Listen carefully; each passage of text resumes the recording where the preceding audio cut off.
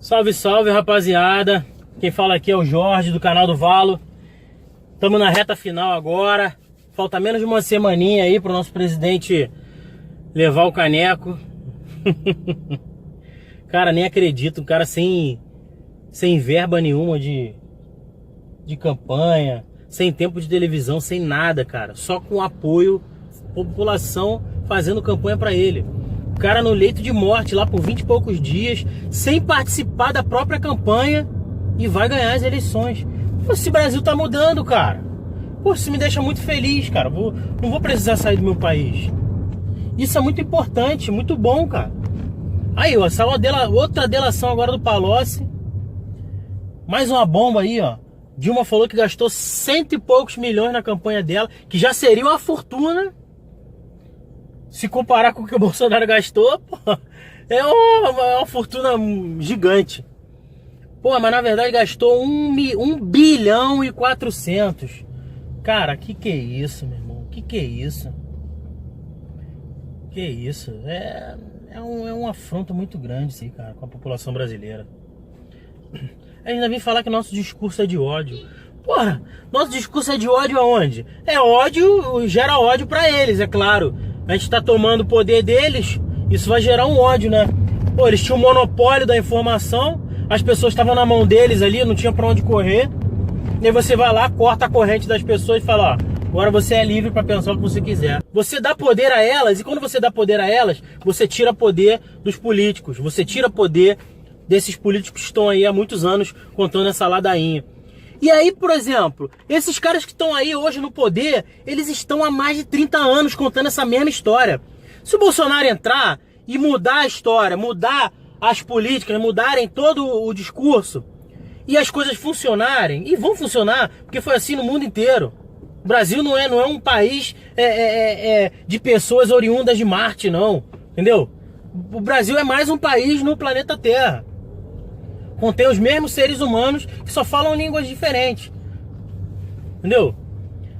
Só que se você implementar isso, pô, uma economia de mercado, que é algo que nunca tivemos aqui,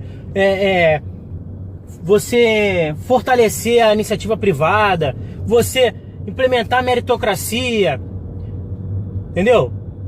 Essas coisas vão dar certo logo, vão começar a dar certo. E as pessoas vão ver na prática. Porque pelas ideias vai ser muito difícil. Porque eles sucatearam muito a educação durante anos e anos. Justamente para isso. Para poder você chegar e dominar as pessoas. Elas não podem estar instruídas. Elas têm que estar com a educação igual nos níveis que nós temos aqui. Nos últimos níveis aí dos rankings de educação do mundo, nós somos os últimos. Isso é proposital. Não. Se fosse diferente, eles não estariam no poder até hoje. Se não fosse a internet, eles continuariam no poder até hoje. Porque a internet chegou como além de ser uma ferramenta assim, de conhecimento, que é diferente da fornecida pelo Estado, ela fornece também experiências práticas. São depoimentos de pessoas pelo mundo inteiro.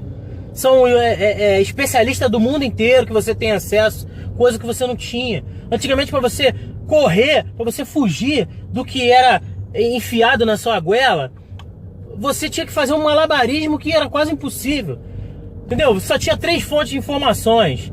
Você tinha a mídia, que era comprada. Você tinha a escola, que é um local sagrado. Pô, você vai duvidar da escola? Como que você vai duvidar da escola? Não tinha como. Mas aí quem chega lá, o professor com a camisa do Che Guevara, entendeu?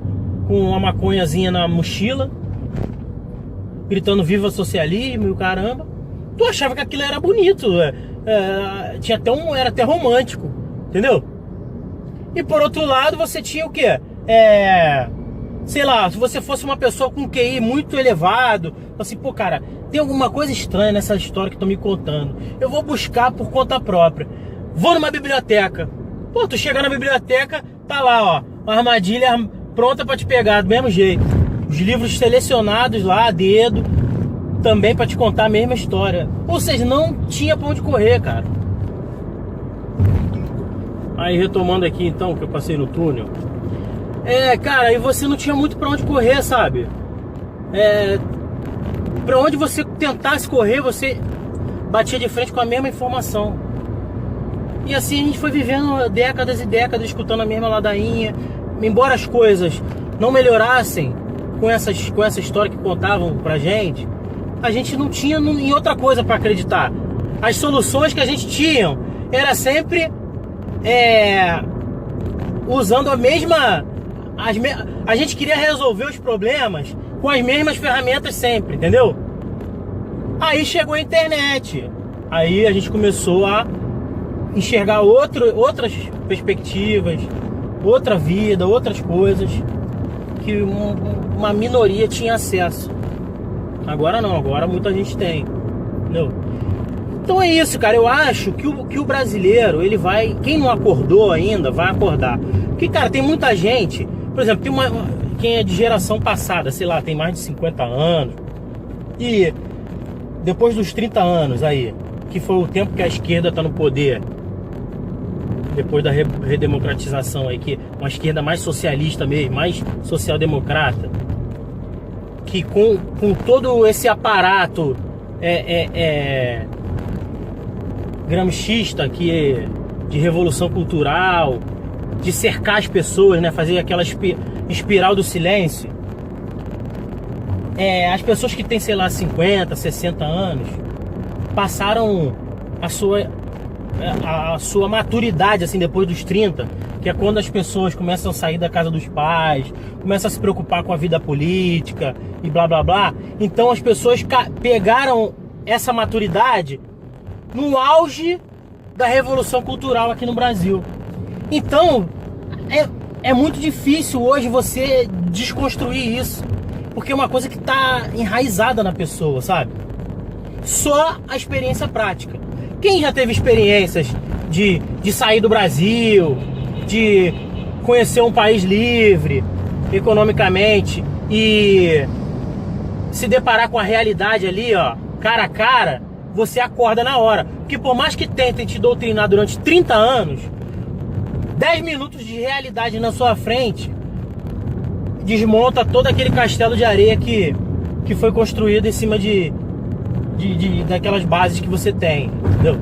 Só que o Brasil é assim, por a gente ter essa cultura muito pobre, a dificuldade mesmo de as pessoas crescerem na vida e tudo mais, nem todo mundo tem essa facilidade de conhecer outras culturas, outras realidades.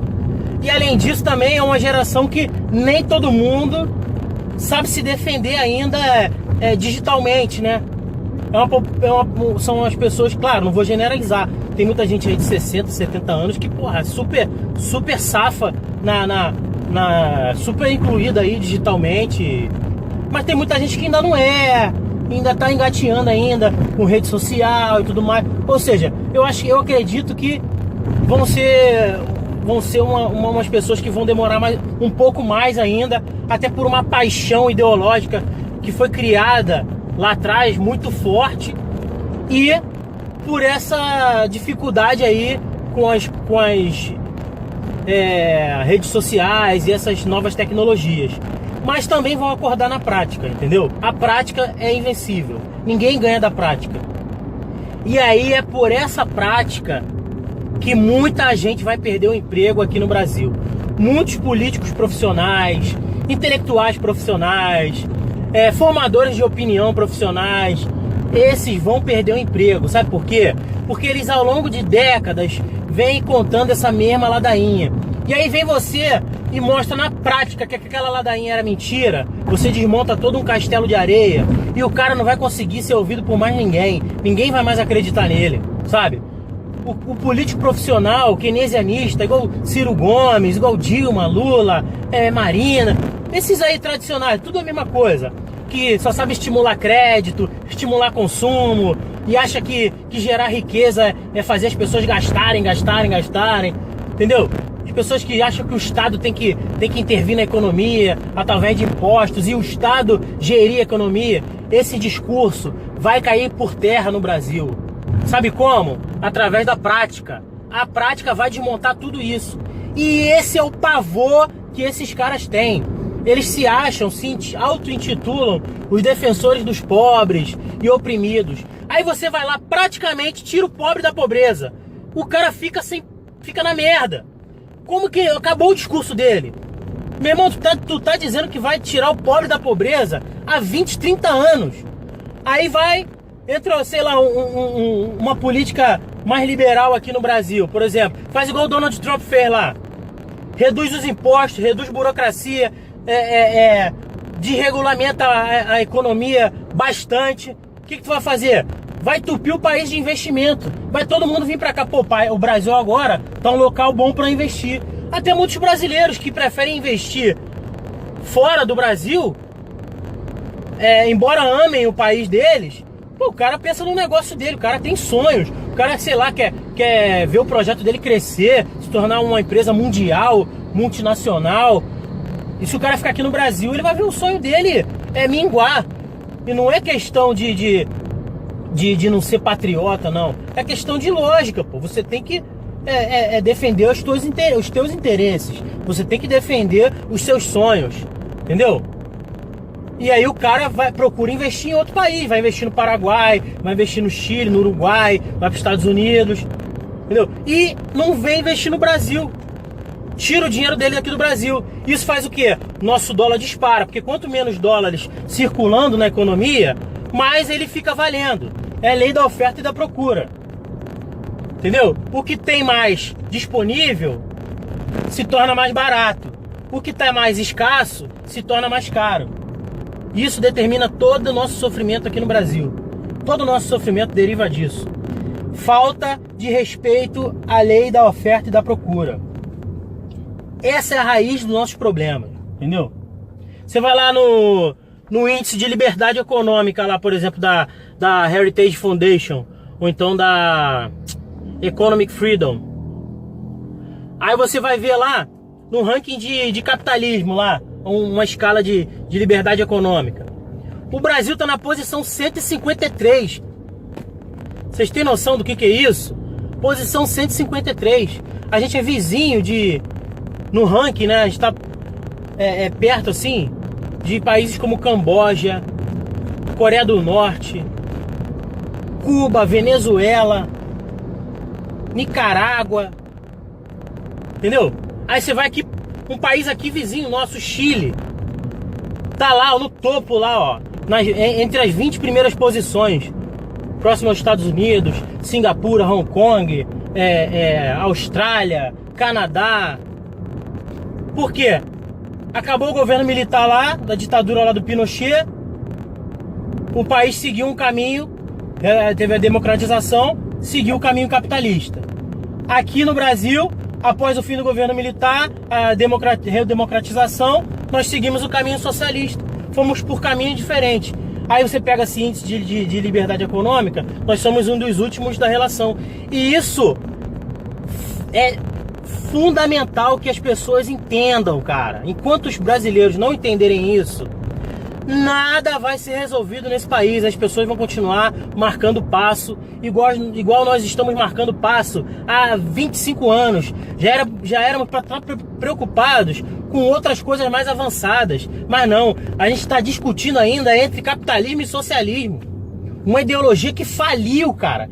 Que não funciona em canto nenhum, mas a gente está aqui hoje, em plena eleição, discutindo se a gente vai eleger um partido comunista do Brasil, um partido PT, que é uma extrema esquerda, radical socialista, entre, sei lá, mudar para o candidato Bolsonaro para tentar implementar um liberalismo econômico aqui no Brasil, tentar implementar finalmente capitalismo nessa merda. Entendeu? Isso é fundamental que as pessoas entendam, cara. E elas vão entender agora, se Deus quiser. Vão entender na prática.